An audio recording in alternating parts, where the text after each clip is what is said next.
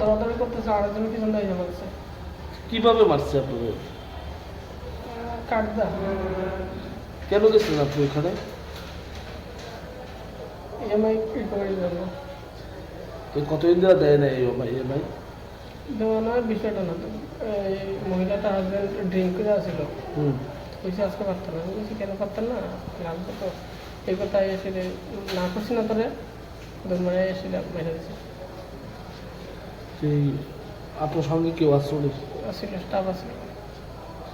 কোনখানে গেছিলেন টাকা আনতে?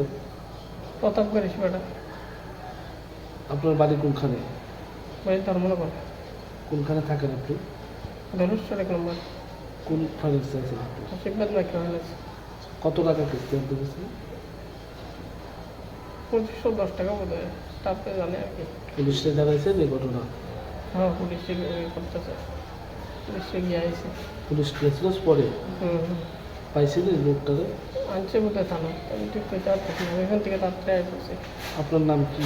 বলাই শব্দ বলাই শব্দ কালেকশন রিলেটেড ইস্যু লেগে কাস্টমারের টাকা দিতে না দিতে বেশি টাকা লাগবে, এটাতে কাস্টমারের মেয়ের জামাই কার্ড দিয়ে বাইরে দিচ্ছে আর কি। কি ফাইন্যান্স আছে আপনার? আশীর্বাদ নাকি মানে কত টাকা মানে দেওয়া 50,000 টাকা লোন নিচ্ছে। আচ্ছা, কত টাকা কিস্তি আনতে গেছিল? 2510 টাকা। কতদিন ধরে কিস্তি দেয় না? এর আগে সবটি ক্লিয়ার আছে, শুধু আজকেরটাই। যে মারছে ওনার নামটা কিছু জানা গেছে? যশোদা ঋষি দাসের হাজব্যান্ড।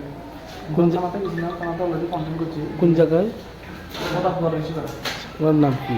ওর নাম বলাই শব্দ, বাড়ি? বাড়ি ধর্মনগর। ধর্মনগর এই কতদিন ধরে কাজ করে উনি আসে? 4 বছর। কোনখানে থাকে আগরতলা? ধনুষ্ঠর রোড নাম্বার 1। পুলিশ কি কইছে? হ্যাঁ, পুলিশ কি কইছে?